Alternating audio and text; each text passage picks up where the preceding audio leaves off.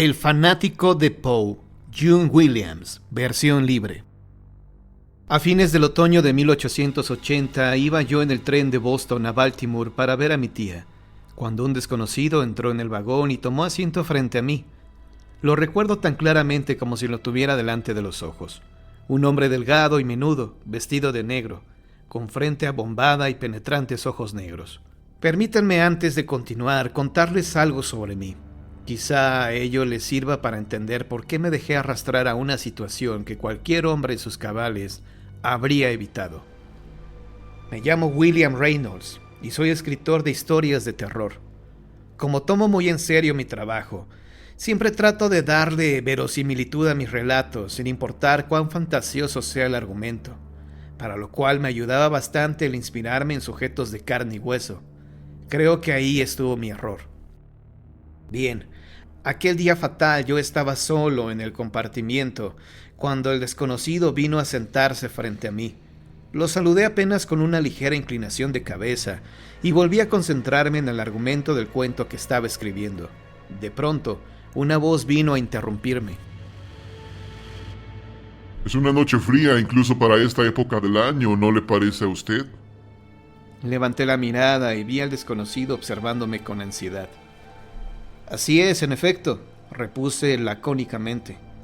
Supuse que el sujeto deseaba matar el tiempo con una charla ociosa, cosa que yo no deseaba, y por tanto traté de esquivar su intento leyendo el periódico. Pero algo en el tipo llamó mi atención. Era la clase de persona cuyo aspecto incita a conocerlas más de cerca. Me dejé, pues, envolver en la conversación. Después de despachar algunas frases sobre el clima y cosas como esa, el sujeto dijo llamarse Harold Pym y vivir en Baltimore. ¿Y a qué se dedica?, le pregunté. Digamos que soy un aficionado a las cosas extraordinarias. ¿Y usted, si me permite el atrevimiento de preguntarle? Su curiosidad quedó satisfecha y me complació ver su entusiasmo ante mi respuesta, por lo que envanecido agregué: ¿acaso ha oído hablar de mí? Por supuesto. Respondió. Más aún, he leído algunos de sus cuentos y me impresionaron mucho. Están muy bien escritos y revelan ser obra de quien posee notables conocimientos acerca del mal que acecha en el corazón de todo hombre, pero, con todo respeto, los cuentos de usted no se comparan con los de Edgar Allan Poe. Soy admirador del gran maestro de lo macabro. ¿Por ventura conoce usted sus obras? Naturalmente, respondí por cortesía. Sin embargo, aún reconociendo en él a un gran escritor, sus obras literarias me parecen más repelentes que interesantes. Son producto de una mente enferma.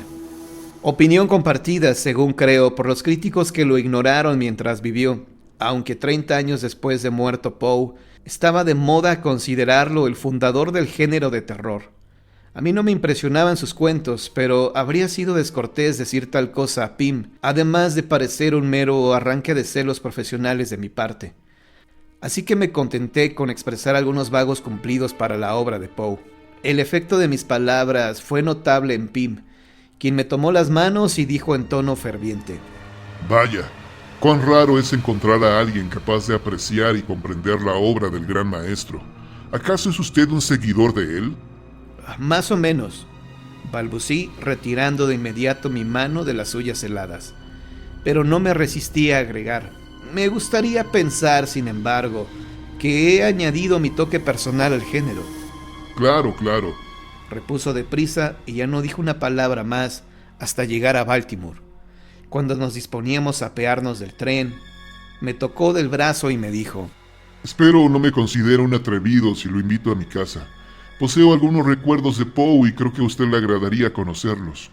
Vacilé. A decir verdad, hallaba extraña la conducta de Pym, raros sus modales y muy malos sus gustos literarios. Pero evidentemente se trataba de un excéntrico con unos antecedentes algo misteriosos, y como tal serviría de material para mis cuentos. Así pues, acepté.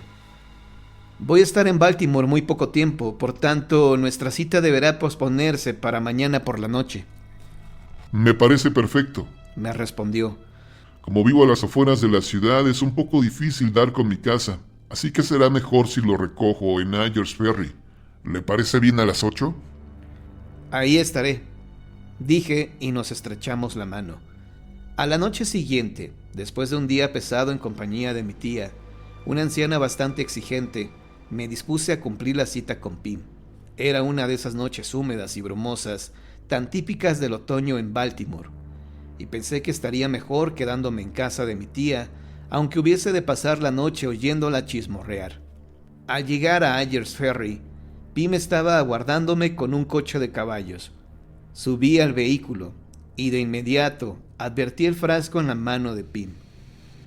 Whisky para soportar el frío, Dijo al ver mi cara de asombro. Dio un buen trago y agregó: ¿gusta usted? No, gracias, repliqué con sequedad. No bebo. Hace bien. El alcohol es un demonio que destruye al hombre. Tomamos un largo y sinuoso camino rural mientras charlábamos. Comenté que Baltimore no se contaba entre mis ciudades predilectas y Pim estuvo de acuerdo. Luego calló un rato antes de agregar abruptamente: Poe murió aquí, ¿sabe usted? Sí, lo sé, repuse, y el alcohol contribuyó mucho a su muerte. Pim nada replicó. Probablemente también él era algo alcohólico, supuse, y sin proponérmelo yo había puesto el dedo en la llaga, así que guardé silencio hasta encontrarnos delante de una mansión de estilo gótico, algo alejada del sendero. Me sorprendieron sus dimensiones y me estaba preguntando si en ella habría una esposa y una caterva de sirvientes para atenderla. Como si leyera mis pensamientos, Pim comentó: Como vivo solo, quizá encuentre algo parca mi hospitalidad. Y agregó lanzándome una extraña ojeada: Pero no creo que lamente haber venido, sobre todo después de ver lo que voy a mostrarle. Ató el caballo a un poste y me condujo al interior de la mansión. Para asombro mío, el recibidor estaba todo iluminado con candelabros en las paredes y en mesitas rinconeras. Crean la atmósfera adecuada. Puntualizó Pim. ¿Para qué?, pregunté. Para mi museo. Afirmó mientras tomaba un candelabro y me hacía una seña de seguirlo. Va usted a contemplar algo nunca visto. Incluso ahora, después de tantos años, recuerdo perfectamente aquel extraño santuario dedicado a la memoria de Poe, mediante figuras de cera y animales disecados. Pim había reproducido diversas escenas de los cuentos de aquel escritor. Así, en una habitación vi sobre el piso una mujer descabezada a la que agredía un enorme mono, evocación de los asesinatos de la Rue Morgue.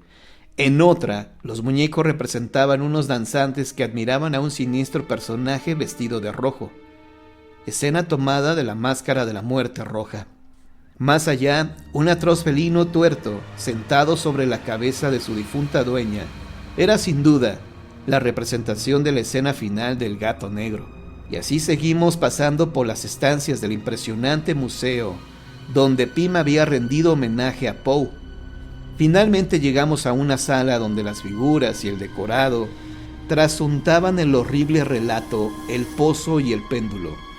Quizá usted conoce este cuento, el del pobre hombre condenado a muerte por la Inquisición, a quien encierran junto a un pozo sobre el cual cuelga un péndulo rematado por una acerada cuchilla. A cada vaivén de la hoja, ésta se aproxima más y más hasta tocar el pecho del infortunado.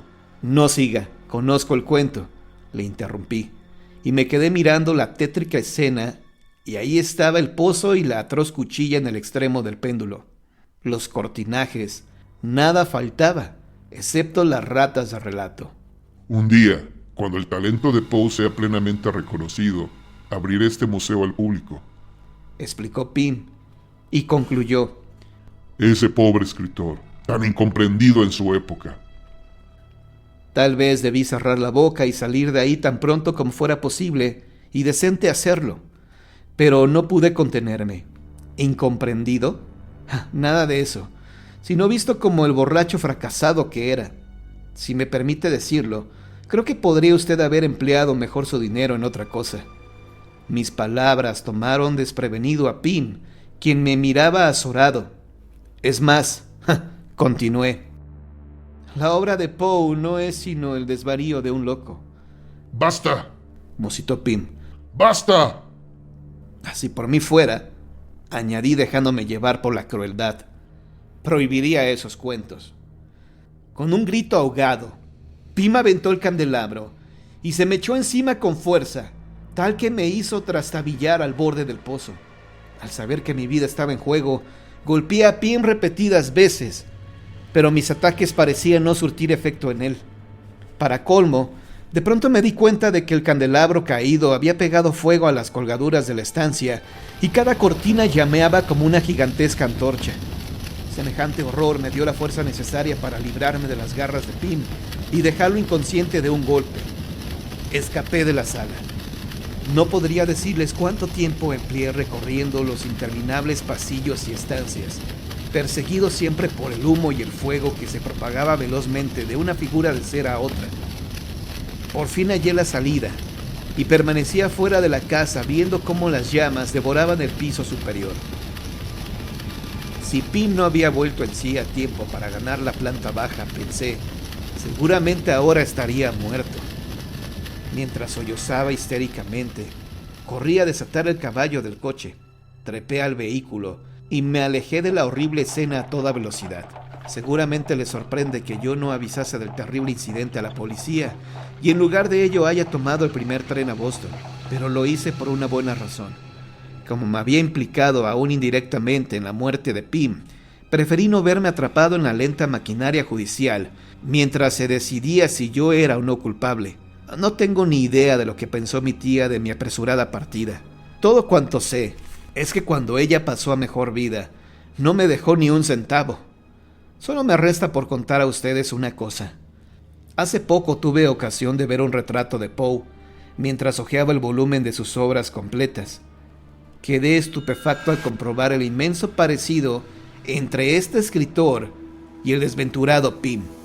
Hoy me pregunto, ¿será posible que Pim fuese el atormentado espíritu de Poe, buscando todavía reconocimiento que se le negó en vida? Esa duda me acompañará hasta el fin de mis días.